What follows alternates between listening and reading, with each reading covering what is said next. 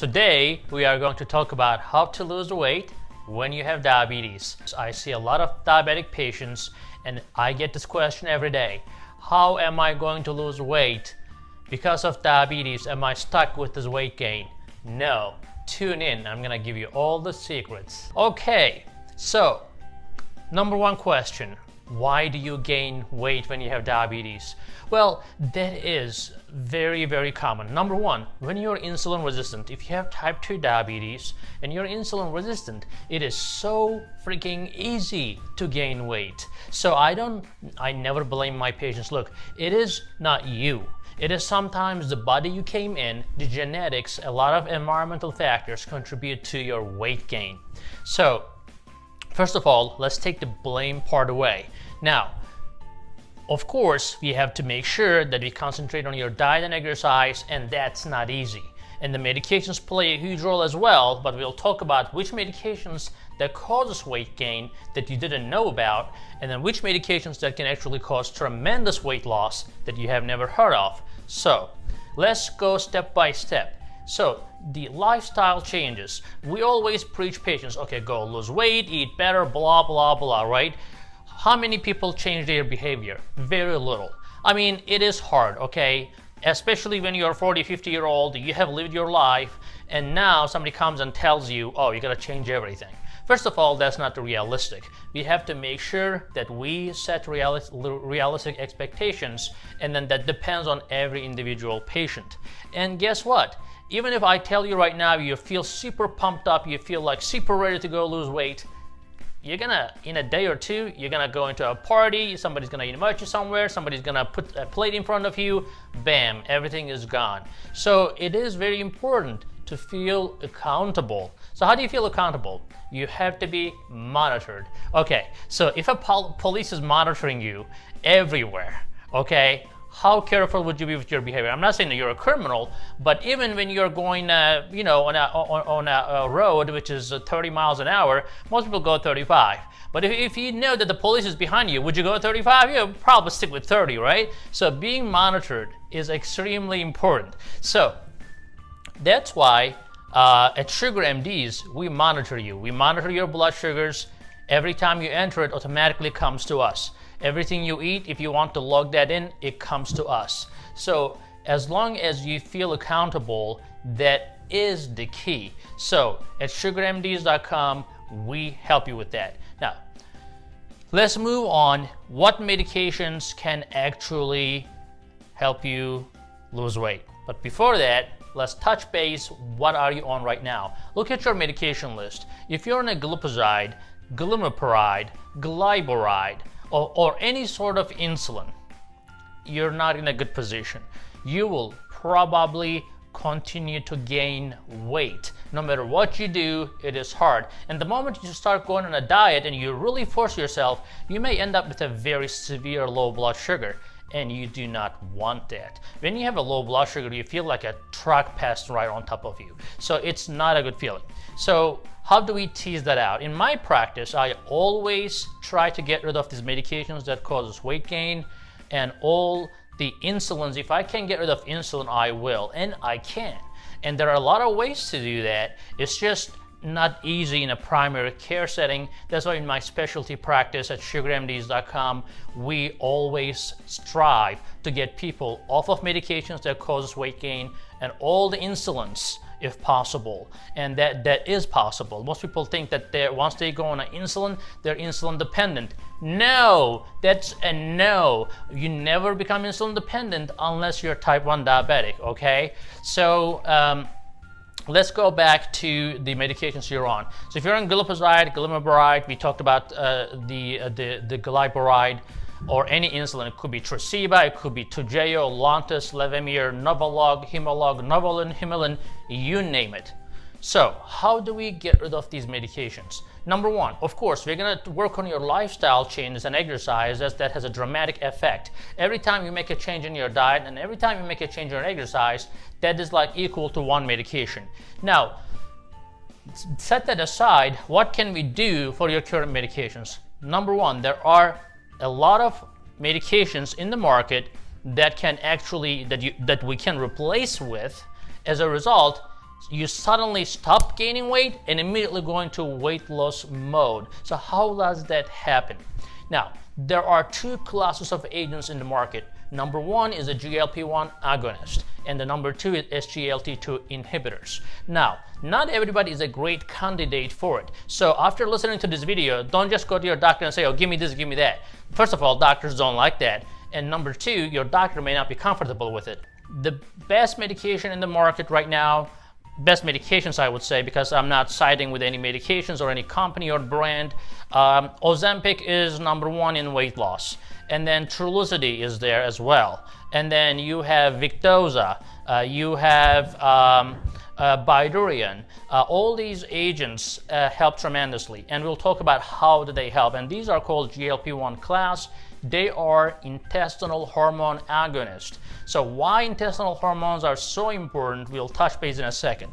And the second part is SGLT2 inhibitors. These are the medications that allow your kidney to excrete excessive sugar in your system. And these are called Invokana, Jardiance, Farxiga, Steglatro. Okay, so again, let's go back to how they work and why they're important. Now, when you have diabetes, your gastrointestinal system unfortunately does not produce enough gastrointestinal hormone.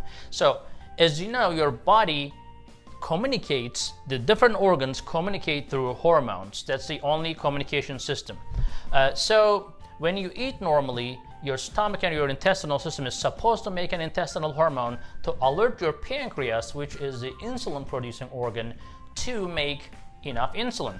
Now in diabetes, that's not really happening efficiently. So as a result, we give these medications and suddenly your body makes the insulin within you, and as a result, you do not have to take insulin. So insulin is only given only as much as you need, right? And that takes care of the blood sugar that comes with the food. Now, how do you really lose weight if your body is making insulin? I just told you that insulin causes weight gain, right? So here is the difference. When your body makes only enough insulin to take care of what you eat, then that's not a big problem. On the other hand, if you are taking insulin from outside, you are eating to compensate for the insulin that you have already taken. So you have to eat enough to avoid the low blood sugar because you are giving a predetermined amount of insulin and you're almost forced to eat. On the other hand, a human body, we don't always eat a big meal. We sometimes have a small lunch, sometimes a big lunch, and most of the time small dinner, but sometimes big dinner, whatever. And our body normally adjusts that insulin. And unfortunately, when you're on insulin, you're given a fixed amount of insulin, unless you're counting carbs, which most of the time it's hard to do, you end up getting too much insulin in your system, which causes weight gain. Now, the second good thing about these medications, they cut your appetite. So we have a lot of intestinal hormone receptors in our body, and some of them are in the hypothalamus, which is where the appetite center is. So when you take these medications, or even before, in the normal people, when we eat, that these hormones go to your brain, says there's food, okay, stop eating. Simple as that. Now, when that's not really working, we are replacing these intestinal hormones, so your body actually realizes that there is food. So when I typically start these medications, people basically, they just feel full by half the plate or half the hamburger or whatever, everything goes in half, and they feel full. Now, another good thing about these medications, that's the third good thing about these medications, is that it slows down your intestinal system. So normally you eat things and then it goes through right away. Now, but if it stays in your system, if it stays in your stomach, instead of 2 hours, it stays in your stomach for 6 hours. That means that for 6 hours you have a full stomach, and that means that you're not gonna feel hungry. So those are all the good things that causes weight loss. Again, these medications are Ozempic, Trulicity, Victoza, Bydureon. Byada was there, but this is too cumbersome, it's too old to use. But if you have to use Byada, we can use Byada as well. But again, the most popular ones nowadays are Ozempic and Trulicity. And they're once a week, and they do the wonders. Okay, so the next class of agents are SGLT2 inhibitors, and as we discussed, these are Jardiance, Steglatro, Invokana, and Farxiga. Now, these agents basically they allow your kidney to excrete blood sugar. So normally your kidneys do not want to let the sugars go. Okay, so normally our body tries to save everything. So if you're in a very food deprived area, you don't want to lose anything, right? So our body is designed to save everything. So your kidney will not let sugar go unless you're 220 or 250 in blood sugars, which is too high to begin with.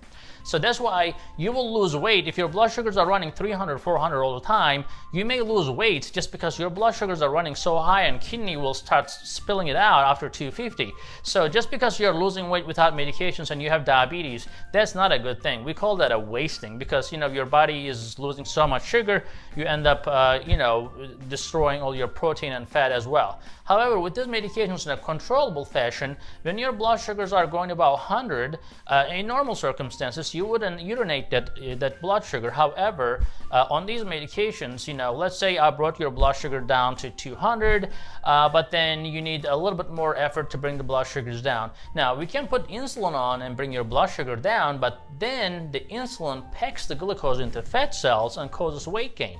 On the other hand, we can actually give you these medications, and then what happens mechanically is that this blood sugar is filtered through the kidneys and are not reabsorbed.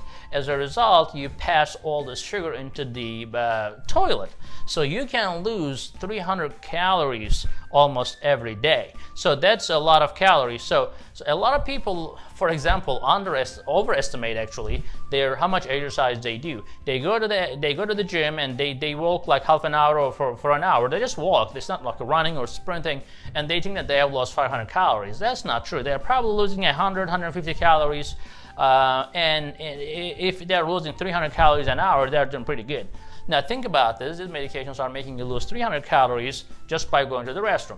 Now, of course, you need to be drinking more water because the sugar is going to absorb your water as well, so you're going to be going to the restroom more often, so you need to stay hydrated. These agents have been shown to reduce the heart failure and heart attacks as well. They also have been shown to reduce the progression of diabetic kidney disease. Okay, so these are the ways to lose weight. Diet and exercise is very important. Being accountable is very important. Have a wonderful day.